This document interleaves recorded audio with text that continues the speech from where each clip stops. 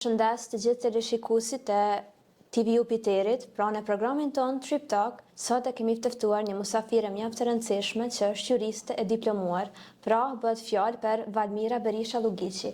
Valmira, mirë se erdhe në intervistën tonë, edhe faleminderit shumë që ke pranuar me qenë pjesë e intervistës. Faleminderit për ftesën që më keni bashkë, në si e veçantë të jam me ju dhe të ndaj gjitha ato përvoja për teleshikuesit e programit tuaj. Valmira, ju keni lind në qytetin e Prizrenit, apo?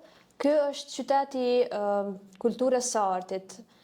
Si ka qenë jeta juve në atë qytet? A mundesh më na përshkruaj pak rreth detajeve se si ka qenë jeta, pra si e keni kaluar fëmijërinë?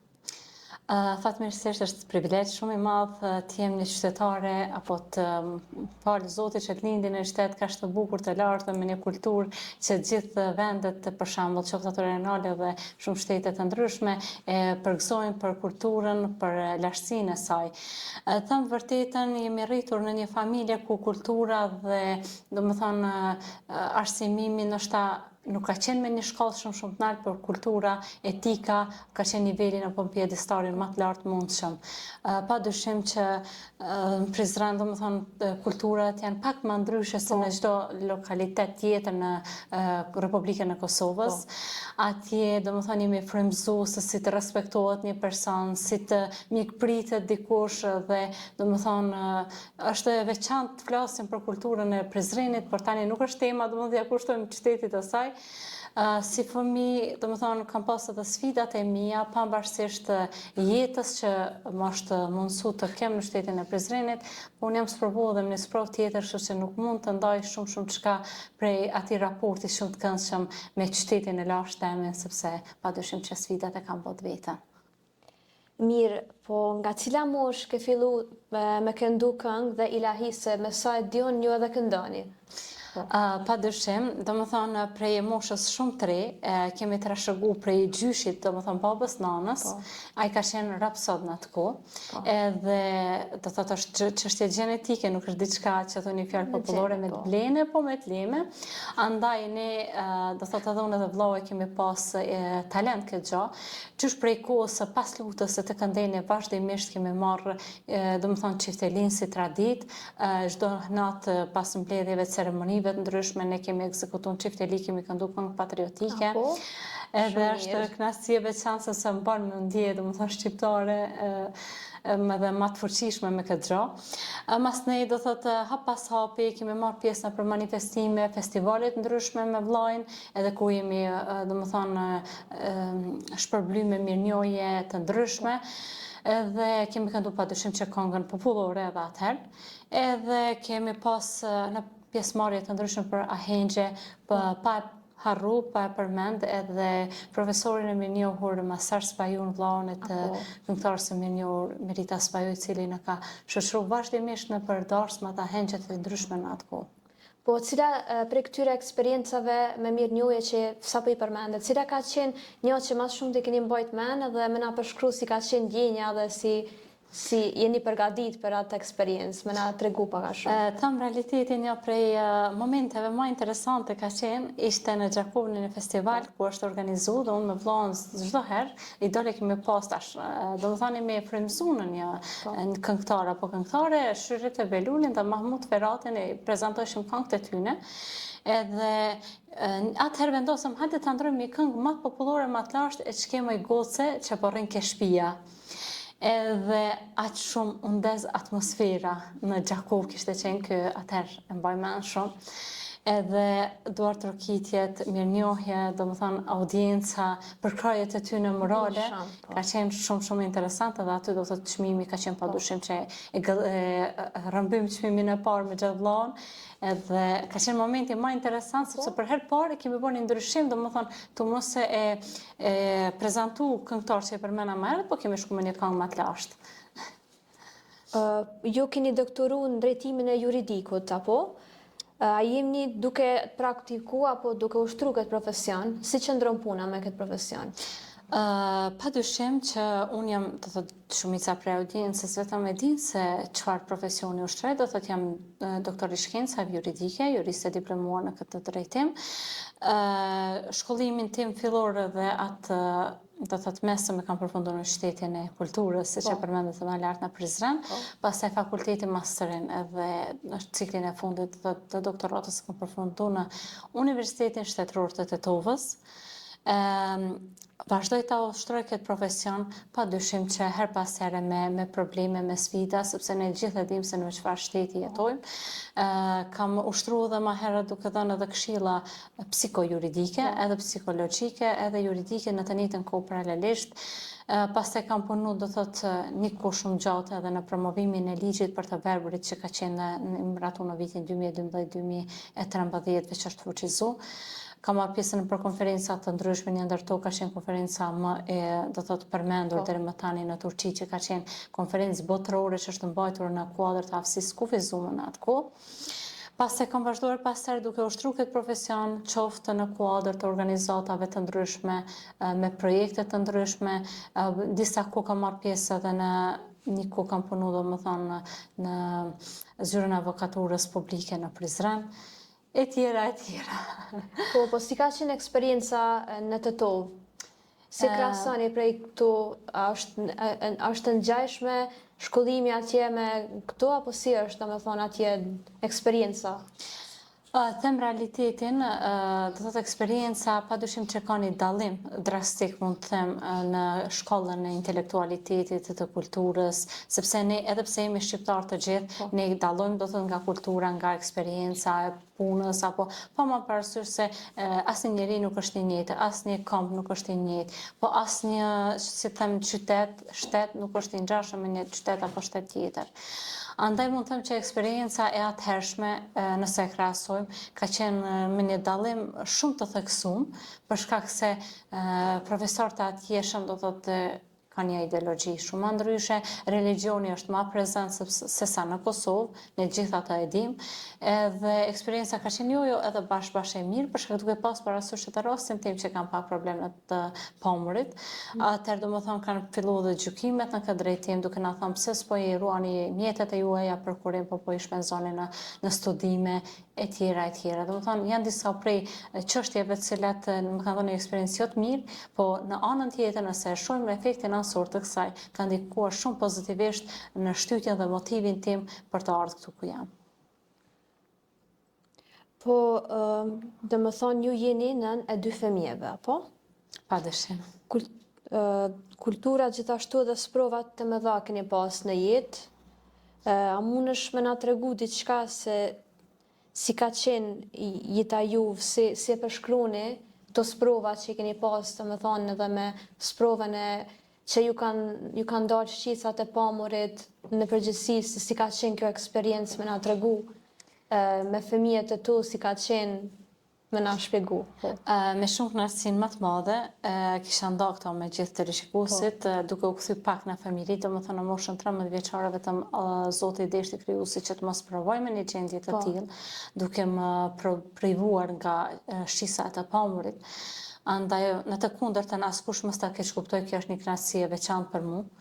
Andaj kam patur sfida të herpashershme si në do të thotë inkuadrim në shoqëri, do të socializimi ka qenë çështja më preokupuese për në atë kohë, për shkak se gjithë shifshim aty, kjo ka probleme shikim, ku ta di, mendime sepse nuk kam pas përvoja, kupton, në këtë çështje. Por sidoqoftë mendimin e Zotit dhe mendimin e familjes e kalum gjitha, ndërsa në çështjen e studimeve kemi pas një sfidë shumë të madhe për shkak se shikimi filloi me dobësu, andaj çështja e leximit ishte problem dhe nona gjitha leximet, gjitha i ka marrë, gjitha leksionet, materialet i ka lexu, i ka incizuar në për CD të atëhershëm për diktafona, duke i konvertuar në për CD të ndryshme dhe mësojshim në për atë formë, do të thotë me anë të ndëgjimit. Kjo ka qenë, do thotë, sfida e parë e tmerrshme, muj me qujt, sepse ne vetëm u ballafaqonim me diçka të re që duket si t'ja bëjmë, do thotë ishte jo një përvojë e jetës, na domethënë vetëm diçka bënim risinë e jetën tonë. Pas kësaj do thotë gjitha studimet kaluan dhe gjithçka u bë, pastaj erdhi koha e çështjes së martesës. Padyshim se është edhe një çështje shumë tabu, çështja e martesës një personi me aftësi të kufizuar. Kë duhet ta flas sepse nuk duhet të turprohemi askush, por duhet të vëdësohen gjithë njerëzit duke menduar se edhe pse ka një person i aftësi të kufizuar, ti ndalo dhe analizoja atë se ai nuk është do thotë një fantazm që ti nuk mund të ballafaqosh me atë, po duhet të shikosh kushtet e përshtatshme për atë person, se si mund t'ja dalë ta kem person të jetës. Dhe fatmirësisht, duke falenderuar bashkëshortin, ai i ka pëlqyer gjithçka do thotë në mua dhe çështjen të pamurit nuk e ka llogarisë si problem. Dhe fali Zotit 2 fëmijë, fatmirësisht një herë djalin, pastaj edhe vajzën. Ka qenë sfidë shumë e madhe, normal si nanë që të përkujdesem për ta. Po Zoti është shumë i madh. Për çdo gjë do ta them që ka zgjidhje, qoftë në çështjen e përgatitjes së ushqimeve, do thotë janë metoda specifike të cilat si një person me probleme në të pamurit unë implantoj do thotë i praktikoj në jetën time, sepse nuk ka gjë që nuk ka zgjidhje në këtë botë. Unë vetëm në bazë të kësaj thënie e bazona dhe besoj që për gjithçka në jetë bëj zgjidhje. Fillimisht po du me përgëzu që ke mujt me ja dalë me këto sprova, me këtë sprov faktikisht, që i këtë kalu me fëmijet, me bashkëshortin edhe po më vjen mirë që ja ke dalë.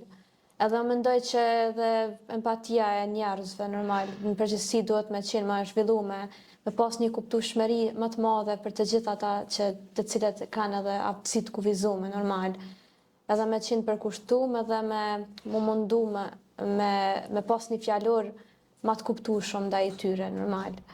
Po më vjen mirë, pra po them që ke kalu edhe po dukeni një gru shumë e fortë, edhe të ju përgëzoj shumë që keni dalë, po. Shumë faleminderit. Besoj edhe një diçka do ta them që njeriu po nuk pat kontakt me një person caktuar, qoftë me aftësi të kufizuar, qoftë me një problem, qoftë shoqëror, social, aftësi e kufizuar, çështja religioni, jo rastisht kanë thënë që komunikimi është zgjidhja e gjitha problemeve. Andaj çdo njeri e kupton botën e dikujt tjetër dhe mund të arrijë në një konkluzë vërtet me çdo person mund t'ja bëj, po vetëm nëse ka një angazhim të caktuar në atë drejtim. Po, normal. Shoqata kërkon të drejtën tënde, që a mundesh me na tregu me çka merret kjo që keni shënu?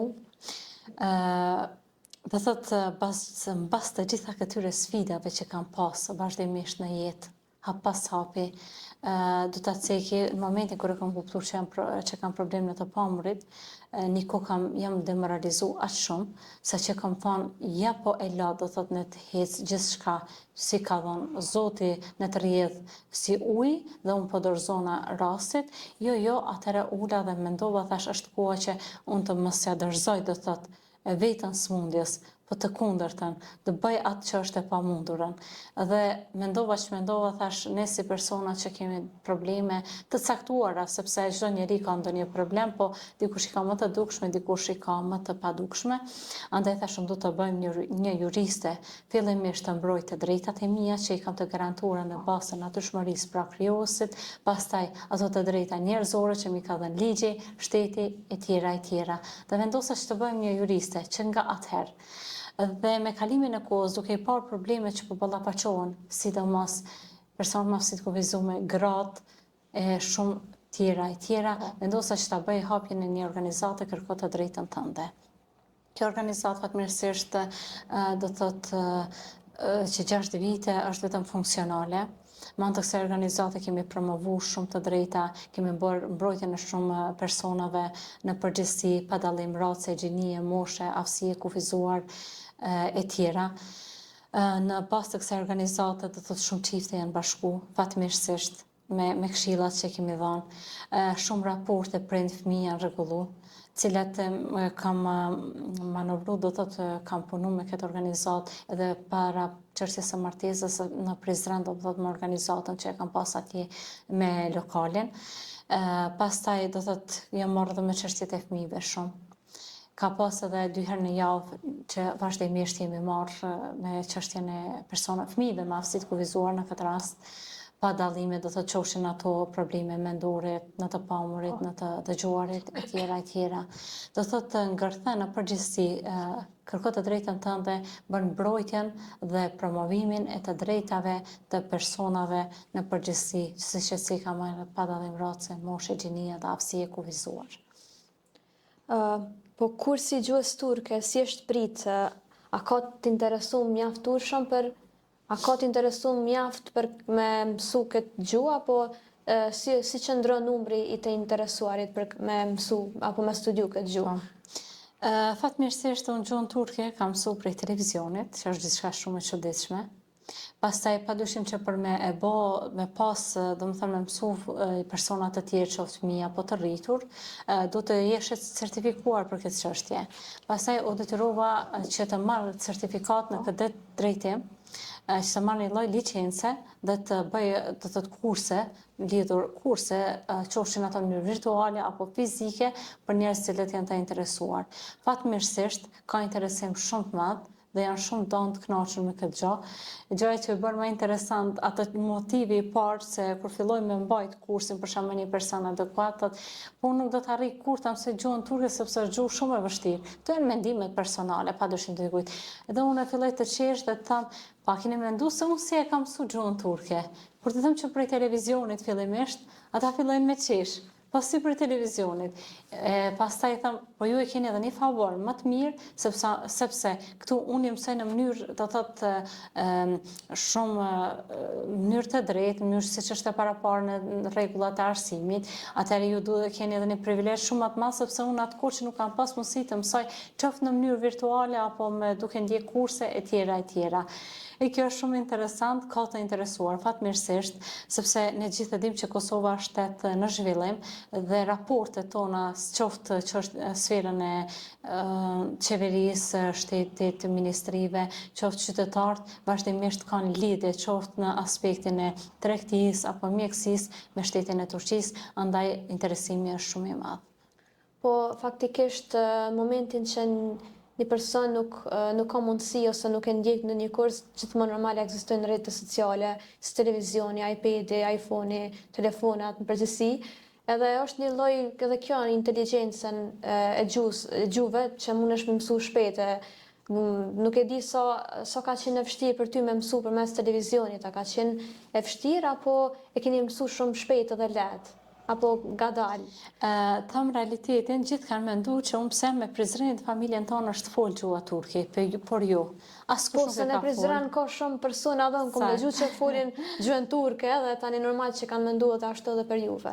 Në bazë të statistikave, rreth 54.000 qytetarë janë të deklaruar turk në komunën e Prizrenit dhe gjithë kanë menduar për shembull që ai e Prizren aty e turqelink ose edhe një meti këtu në diçka të tillë ose e din gjuhën turke patjetër, po jo. Në familjen tëm për shembull shumë pak e njohin antar të tjerë gjuhën turke dhe nuk folet gjuha turke. Unë vazhdimisht e kam përcjell televizionin dhe nana është rrit në një familje, në një lagje turke, atje familja nanës tem ka qenë, dhe çdo kur përcjellshim diçka në televizion, nan çka po thot. Do thotë hapat e parë kanë qenë këta çka po thot. Edhe të ma shpjegu, to e përcjell çka po ndodh në bazë gjestave, dhe fatmirësisht kohën e fundit kur shkoj në Turqi, askush nuk mendon që nuk jam turke. Kur them që unë jam shtetase kosovare, me njërë ma kthejnë në mënyrë qesharake, por mos bën shaka me ne, dhe se ti je turke. Jo, unë i thëmë vërtet, jam shqiptare, jam kosovare, por gjuhën turke vërtet e flas shumë mirë. Fatmirësisht, kjo është edhe prej mirësive të Allah që ma ka mundësu ta kem.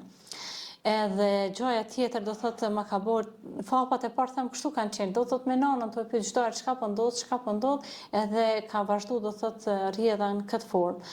Edhe sot kam arrit që ta flas në mënyrën shumë më të mirë gjuhën turke që edhe unë mbaj tani do thotë kurse për të tjerit. Po, çfarë roli kanë nuset në shoqërinë shqiptare, çfarë mendimi keni? O zot, është një ndër prej pikave më të rënda, ndoshta deri më tani që kemi diskutuar. Ndërsa do ta përmend në një emision caktuar para disa viteve, unë kam pas një shkrim të shkruar që është përmbledh një jetë që një nuse momentin kur shkon te shtëpia e burrit, ajo ballafaqohet me të gjitha ato probleme. Aq shumë ka pas them shpërndarje, aq shumë ka pas reagime, saqë unë kam qit jo pse me bo diçka të tillë, po vetëm e kam bo që në të vedisohet populli se unë zakonisht e plasoj një shkrim në rrjetet sociale dhe mendoj që me kalimin e kohës njerëzit e lexon, sepse të ne gjithë dim po u plasu një fotografi merr me qindra mijëra lajka, pëlqime, ndërsa nëse më një shkrim besoj që edhe titullin shumica pritojnë me ja lexu. Po kur ka qenë, çfarë do të thonë me kanuse, me njerë kanë reagu mediat, kam qenë ftune në për media edhe fatkeqësisht, do më thonë, du të ndërlidhe diçka me jetën personale tem. Unë aty e kom përmend edhe një rast shumë caktun, sepse njeri pa prek në familje, nuk mund të thot familja ti kështu, familja ti kështu. Unë e kam po të cu që unë fatmirësisht, unë i kam 6 kunata dhe me ato kaloj vërtet shumë mirë. Shumë janë, kaloj shumë mirë. Edhe unë e kam konkretizu, do thot si një mesazh për gjithë. Me pas 6 kunata, do më thonë, edhe 6 copa baklava njeri me ingran, vërtet në herë janë të dëmshme, sepse njeriu lodhet të ngran shumë. Edhe 6 kunata me i pas, do më thonë, pa dyshim dikush bën shaka, dikush tjetër bën një, do thot, dikush e lëshon një fjalë, është momentale, ose është normal se njeriu me 9 vetën ndonjëherë edhe ka ndonjë, do thot, mos pajtim mendor ose diçka. Edhe unë e kam potencu, fatmirësisht gjitha kunatat më kanë mirëprit, do më thonë, me këtë mendim, sepse edhe ato janë të kënaqshuna, do më thonë unë pse i kam përmend, sepse njeri duhet ta përmend se me pas 6 kunata në kohën e fundit është shumë vështirë ti me kalu mirë, a kupton? Edhe ka qenë çështje që është diskutu me mua për mrapa kjo, sepse unë i kam përmend disa pika, se vërtet tash do ta ndërlidhem me një çështje tjetër. Unë pse kam pas një gjendje të tillë, familja e burrit më kanë mirëprit shumë mirë. E di që ato më dëgjojnë, nuk më dëgjojnë, du ta them këto si mesazh, pavarësisht problemit që kam pas, më kanë përkrahur në çdo aspekt. Qoftë në paraqitje televizive, qoftë nëse kam pas një nevojë, them nështë burri ka pas një takim krejt tjetër, ato më kanë përkrahur, kanë thënë Valmira, na jemi këtu, na mujna me vazhdu, na mujna me dalë bashkë. Kanë përkrahur në çdo aspekt. Fatmirësisht, në diçka Zoti e din, edhe nuk mundem m'ia hub sepse është jo etike dhe nuk e bëj këto për proklamim, po vërtet du me i falenderu sepse më kanë pasur një motër të vetën, qoftë prej vjerës, qoftë prej çdo kujt. Po, nëse kalojmë në aspekt tjetër, unë këto e kam bë sepse në familje, duke u bazu prej familjes të rrethit ngushtë të gjanë, do thotë momentin që nusja shkon në shtëpi të burrit, vërtet e shihet me një sy të keq, duke u fillu prej këtij parimit. Kush është kjo sot ka ardhur dhe kjo po vendos rregullat te ne. Fatkeqësisht, po ke shpëtuar ky sen sikur ajo nusja ka faj diçka, që është aty nuse, ajo s'ka faj sen, që kur vjen një nuse aty në shtëpi, japin dhurata, japin përfejesa, diçka thonë ja kjo nusja këtë Puna merë këtë sene, edhe sikur ajo dëgju rastet ndryshme në kështu. Fatkeqësisht, po them, ne mendojmë që jemi vetë disushi si shoqëri, por jo, mjerisht ne jemi ende në ngesje. Për shkak se sot femrat do thotë kanë arritë që të pavarësohen, qoftë ekonomikisht, të ngriten, do thotë në grada të ndryshme shkencore, dhe fatmirësisht ka njëra anë teknologjia ka bërë që çdo femër të vedisohet në mënyrë virtuale, se përpara ka qenë e pamundshme, për shembull, një grua, një femër të di për të drejtat e saj ose të kërkojë një mbrojtje nëpërmjet një shoqeje, nëpërmjet një institucioni, përkatës organi etj. Por gjanat që ende ekzistojnë, sepse ka pasur disa them komente, unë nuk e kam marrë për të keq, po ka pas ku ka në kohë të sodit gjana të tilla, fatkeqësisht ka shumë. Se në momentin, kjo është për ndërlidhje edhe me çështjen e psikologjisë, në momentin kur vjen nusja, djali automatikisht, po them, krijohet një farë raporti, një farë jo ftofësie e dëshirueshme, po ajo është automatikisht është natyrshmëri, sepse femra në momentin kur shkon tek burri, ajo po e le prind, po e le 20-30 vite mrapa, që ajo është të formuar qoftë në aspektin personal, krijimtarik e tjera, e ajo tani po shkon po e le gjithçka dhe po shkon te burri. Në momentin kur po shkon te burri, atje po ballafaqohet me krejt një situatë ndryshe. Ajo letë që ka vështirë që po largohet prej familjes saj, por kur po shkon me prit me sulme, është që na është nusja. Shumë po pajtona me ju, është jo normale. Po. Fillimisht do të them është jo njerëzore që një nuse do të ketë një diçka, një pritje të tillë. Pse? Se realisht djali në momentin kur vjen nusja në shtëpi, ai duhet m'ia kushtu kohën asaj. Nanë nuk të bëhet askush. Nana ka vendin e vet. Po dhe nusja duhet ta ketë një përkraje për shkak se ajo është nuse dhe do thotë duhet të ketë përkraje qoftë morale, qoftë financiare dhe çdo gjë tjetër. Vërtet ka shumë çka të folim për nuse, por ndoshta kisha thënë me lënë një emision vërtet m'ia dediku nuseve, se un kam edhe video motivuese nëpërmjet rrjeteve sociale që kam dhënë këshilla të ndryshme. Por e di që do të bombardohem mas kësaj interviste.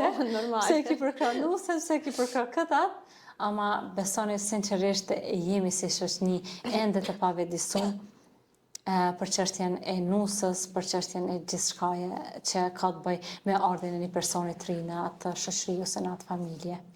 Dhone pajtuna gjithsesi me këtë mendim se faktikisht të dhone si me mamin, si kur me njerës që i ku pasur thesha, i ku pas gjithë një lloj empatie ndaj nusëve, thesha diçka shumë dhimbje se më duket që kur shkojnë kanë me kanë jo shumë, nuk më duken që janë mas mirë, që meritojnë më mirë prit, si pas me nusat e meritojnë ma shumë, ma shumë për kushtim edhe sidomos që shtash edhe ma herat që po të rheken prej familjes, po shkojnë të burri, që shtatë edhe jo, edhe kur po shkojnë me sulme është e ranë, edhe në gjitha ku pas edhe në një lloj empatie ndaj tyne. Unë thëmë realitetin do me shpërnda një emocion, unë momentin kërë martove, jam martu me shumë qep, me shumë knasi, me dashuri e kom zgjedh burrin dhe është kanë shumë e knashme. Momentin kërë e martu, momentin kërë e pash që dula për shpis, edhe në ndëshe që mos ka këthim për këtë dra, shkova atje, kretë njerës tjerë, kretë ideologji tjera, derisa u fillova të adaptohem, nështë ta shkojsha në dhomë, edhe fillesha me qaj të mërzitra, mendojsha mbet, atë ma shpejt shoj zbres poshtë për shkak se mos të më kuptojnë se bjen desh do thot me mendimet ato çka pi bojmë na kësaj nuse që kjo po kanë, apo kupton? Është shumë interesante, po vërtet është gjendje emocionale një femre të merresht shkatërrohet në atë kohë. Sidomos mujt e para të martesës, sepse komplet jeta është në tranzicion, është në ndryshim rrënësor si në aspektin fizik dhe atë psikologjik të sajna. Po çfarë mendoni për rrjetet sociale? Sa i kushton një vëmendje rrjetet sociale për me promovu punën e juve? A i përdoni shumë apo ma shumë kështu fizikisht të promovani veten? Kështu me keni shumë njohuri me njerëz apo përmes rrjeteve ma shumë? Si qëndron kjo puna e promovimit juve? Thëmë realitetin unë provoj me shfrytzu të dyja format, sepse që të dyja të gërshetuara njëra me tjetrën, atëra arrijet suksesi, do thotë kulminanti gjithë kësaj pune. Unë kam punu dhe shumë në rrjete sociale, qoftë në për media, si që ceka dhe ma herët, po dhe në rrjete sociale kam punu, i platformën do thotë kësaj e përdori, duke promovu, do thotë problemet, zgjidhjet dhe gjithçka që ka të bëjë me njeriu dhe shoqërinë, sidomos shqiptare në këtë rast, për shkak se duhet të vëdësohemi, të përdori gjitha format. Jo në rastësisht gjithë e dim se forma e shfrytëzimit të rrjeteve sociale është ndoshta prej formave më të mira në kohën e fundit. Të shfrytëzimi i teknologjisë është një prej mundësive më të mira dhe më shpejt të depërtueshme. Jo rastësisht derisa të shkojmë në Amerikë, mund të na marrë 2-3 ditë të vendosemi për të bërë një mision të caktuar. Nëse ne promovojmë një video ose një mesazh të rrjeteve sociale, atëherë mund të arrijë për brenda sekondave. Jo rastësisht do thotë ne jemi të nderuar dhe prej Zotit që na ka mundsuar kohën e fundit të kemi do të gjëra të tilla. Në të kaluamën, derisa më ka lindur edhe vajza, kam kushtuar rëndësi shumë më shumë kësaj gjëje.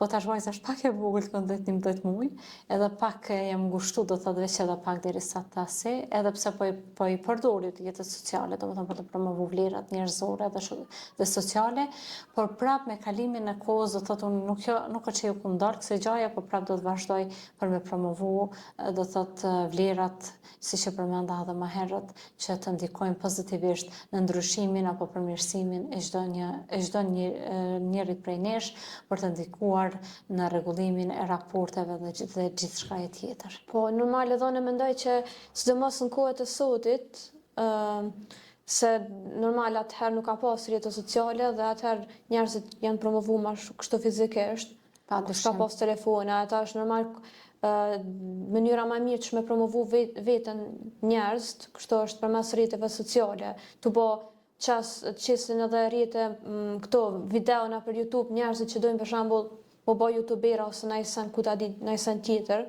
që është të promovojnë vetën zakonisht. Saktë, kjo është një prej metodave ndoshta më të mira që njerëzit në mënyrë virtuale të krijojnë. TikTok, tash ka dalë edhe TikTok, edhe është edhe sidomos TikTok-i son e përmena YouTube-n është halo më vjetër, po tash TikTok-in është. Unë këtu vetëm diçka duhet ta ndërlidhje. Unë bëj apel të gjithë njerëzit, vërtet duhet të kenë kujdes se çka po promovojnë dhe çka po përthithin prej rrjeteve sociale. Kjo është domethënë problemi bazë që ne të mund të bëjmë një ndarje të gjanave, se du ta përmendim një rast shumë konkret. Ne gjithë e dim rastin asaj vajze të vogël që u dhunua në atëherë para një viti gjys 2, them 11 vjeçare. Dhe gjithë prej do thotë se showbizit dulen duke dhënë mesazhe të ndryshme, do të dënohet ashpër kjo, ajo. Dhe unë isha për momentin në Turqi dhe rasti kur ndodhi, po ja bëj shokut tash, urgjent duhet ta bëjmë një promovim të një video, mesazhi. Thash se duhet të ndikojmë në një formë tjetër. Dhe në atë video është bë që, çka kam thënë, duhet ta potencoj edhe këtu. Institucionet përkatëse duhet të bëjnë, si shteti dhe gjithçka tjetër, të bëjnë një kontrollim të rrjeteve sociale se çka po promovojnë në ne. Tjetra, prindrit kanë një ndikim shumë të veçantë në këtë gjë, sepse ai duhet të bëjnë një kujdes adekuat mbi fëmijën e tij se çka ai po merr prej telefonit ose prej rrjeteve sociale, se çdo gjë tani në YouTube ki pjesën e TikTokut, videove të shkurta, shortcut, videot e shkurta. Pastaj TikToku, çdo gjë që po promovohet edhe fëmijët domethënë po e marrin. Por tjetra çka më ka dhimbë më shumë kur dilnin disa prej këngëtarëve dhe thonin të dënohet ashpër akti i tillë, unë aty kam plas. Pse? Mu pikrisht janë këngëtarët, ata që promovojnë lira të dëmshme për këtë shoqëri. Pra, del një këngëtar ose këngëtare adekuate, e promovon një tekst aty ku ngërthejet gjithçka dhe ajo shkon në dëm të fëmijës, sepse rinia apo mosha adoleshencës i përthithin ato dhe mendojnë se çka ka aty në këngë është edhe në jetën reale. Po, a di pse ndodh kjo? Kjo ndodh se fëmijët zakonisht nuk din ç'është me kuptu një sen mas mirë, se nuk din ashta të keqen prej të mirës me dallu. Ose një adoleshent, muva kjo është mosha kur e nin veten ma nalt, mosha adoleshentit, edhe kur ta ngojnë një këngë për shembull që ka përmbajtje me tekst degeneruese, ai fillon edhe i duket që çaja është më interesant dhe ja nisë të degenerohet, thot, unë jam kështu, unë jam adeni duket vetja dikushe, e ta shaja animon qatë sen këto tekstet. Shumë e saktë, pra pikërisht janë tekstet, pra duhet të kenë kujdes edhe këngëtarët, jo vetëm për interesat veta personale. Unë përmenda këngëtarë se këtu kemi shumë çka tjetër, domethënë tiktokerat, kohën e fundit edhe ata janë një indikator shumë të thellë në këtë gjë. Edhe ata domethënë po promovojnë çdo lloj video, çdo lloj bisede, çdo lloj gjithçka çka fëmijët po e marrin shumë normale në jetën e tyre dhe po mendojnë që duhet atë ta praktikojnë. Mjerisht domethënë, unë kisha bërë apel të organet, institucionet përkatëse që të bëjnë kontrollimin, sepse dikush thotë jo nuk mund të bëhet kontrollimi, jo mund të bëhet kontrollimi. Në momentin kur don të promovohet një video e cila ka përmbajtje degeneruese, kodoje. Duhet të bëhet me kod. Domethënë të jepet leja për të promovuar atë video ose të mos promovohet. Ose të bëhet në moshën 16 vjeçare, domethënë të bëhet ndalimi, do thotë të ketë një kod për fëmiu, nëse edhe pse ka telefonin, ai duhet të ketë kode të përshtatshme për të hyrë, për të shikuar videot e tilla. Mund të shikoj video me motive, do thotë shoqërore, sociale, arsimore, etj. Momentin kur të vjen ajo video për të kalu, ai të bëhet me kod. Dhe pa e dhënë prindi i tij kodin, ai mos mund të futet në videot e tilla. Pra kjo është gjë shumë e lehtë që mund ta bëjnë. Edhe kjo është domethënë gjëja që më mas shumë të imprek. Po, sidomos edhe njeriu që është Jo njeriu, po ma shumë për adoleshentët dhe fëmijët, që është qenje ndjeshme, njeriu që ndikohet edhe ai nuk mundet me nejt pa u ndiku, veç nëse ka një personalitet formum. Përderisa je fëmijë dhe je adoleshent, nuk mundesh me pas një personalitet formum, edhe me rrethu vetëm me sa në qia mos më ndiku as pak. Është e pamundur veç të me pas gjatë formum personalitetin për mos më ndiku. Këtu duhet të ndërlidhe me këtë çështje, sepse duhet të ndërlidhe edhe këtë gjë. Mjerisht, jo vetëm fëmijët, janë duke u ndikuar dhe shtresat e rritura. Për shembull, gratë, meshkujt, vërtet është shumë mjeruse se çdo lloj rasti që kemi që paraqitet për të trajtuar, po pse ku është burimi, ku janë resursat e këtij problemi, për shembull pyetjen kur janë shtresë, telefoni përgjigjen. Pse burri jam rrin gjithë ditën në telefon, si rast konkret po e bëj, gjithë ditën rrin në telefon, shet gjithçka, edhe mas nena do të lindin konfliktet. Po edhe te gratë e kundërta po ndodh. Gjithë ditën ja kushtojnë telefonit, rrjeteve sociale, besoj që ka humbë edhe do thotë ajo afërsia në familje, duke u përpjekur që të shikojnë video të ndryshme, nuk është vetëm TikToki, se edhe më ka qenë edhe Facebooki, edhe Instagrami, edhe rrjetet e tjera, por ka pakur i gjitha këtyre problemeve në kohën e fundit të rrjeti social TikTok. E vërtet, normal, që si ka dhënë më herët, kjo është degenerim, domethënë për moshat të reja, sidomos që thash edhe më herët. Po ju a shihni më shumë veten si kur këngëtare apo si juriste? Si qëndron puna? Këtu është një pyetje shumë e ndjeshme, them realitetin. Po. Muzikën kam pasur në xhak dhe vazhdoj ta kem. Ajo është diçka me të lindne. Nuk më ka imponuar askush, as jeta, as familjarët, askush. Një moment po sa të mipët Valmira, me njerë në bazar, të këndoj, të promovoj diçka për muzike. Por jo, kohën e fundit, kohën më të madhe për ja kushtoj, domethënë, i profesionit, sepse është një gjë që po muj me ndiku më shumë, dhe nëpërmjet profesionit, domethënë po mundem që të ndikoj të eliminoj shumë prej problemeve të ndryshme që njerëzit po ballafaqohen në jetën e kohës sotme. Muzika është diçka që unë në kohën e fundit më shumë kam kalu në aspektin e ilahive, po promovoj dhe të të ilahi, edhe pa ka ndikuar dhe aspekti fetar, tash bëhem shumë e sinqert, sepse po të mirësh me këndimjen në disa rrethana, disa kushtet e tjera të cilat e penalizojnë realisht personalitetin tem, andaj duhet pak të kemi një diferencim, mund të them, në mes të profesionit si këngëtare dhe të profesionit si do të juriste, sepse të dyat bashkarisht vërtet nuk shkojnë, sepse njëna tjetrën e dëmtojnë pak ose erzojnë. Janë shumë ndryshme. Edhe erzojnë ose e ndysin imazhin e profesionit përkatësi. Po, a mundesh me na tregu se cilat janë planet e juva për të ardhmen? A keni ndonjë plan apo ndonjë për mu punësu ose diçka? Planet padyshim që nuk ka njeri në këtë botë pa plane, edhe unë fatmirësisht i kam planet e mia.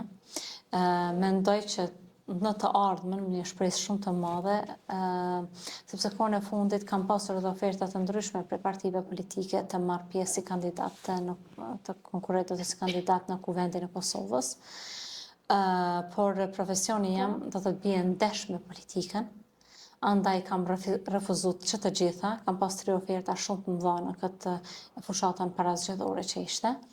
Edhe ato i kam refuzuar për shkak që do të thotë që bien ndesh me karrierën dhe profesionin tim. Në të ardhmen po besoj që mund të kem një ndikim dhe të mund të punësohem në ndonjë prej institucioneve të drejtësisë këtu në Kosovë. Dhe kjo është një prej dëshirave të mia, se sa do të jetë mundshme të realizohet, është pak problem duke i ditë rrethana se ku po jetojmë. Por nëse kjo do thotë vetëm bie si anash, padyshim që prioritet është do thotë veprimtaria e organizatës kërko të drejtën tënde, dhe këshillat që jap për personat të ndryshme me problemet, qofshin ato bashkëshortore, prind fëmijë, vjehë rënuese, e tjera. Këto janë disa prej problemeve që unë do të vazhdoj dhe do të ndikoj me shpirt e me mish që të eliminoj, sepse po të rregullohet jeta e një personi, do thotë problemet të zhduken, a ka gjë më të bukur në këtë botë se sa kjo. Normal. Faleminderit shumë edhe njëherë që ke qenë pjesë e misionit tim, edhe ishte një kënaqësi mjaft e madhe nga ana ime që t'ju intervistoj juve, dhe i përshëndes të gjithë teleshikuesit e TV Jupiterit dhe shihemi në emisionet e radhës. Faleminderit edhe nga ana ime, ishte kënaqësi shumë e veçantë edhe përgëzoj për punën, besoj dhe shpresoj që të kem një ndikim shumë të madh qoftë teleshikuesit e TV Jupiterit, padyshim më të gjithë qytetarët e Republikës së Kosovës e më gjerë. Ju përshëndes.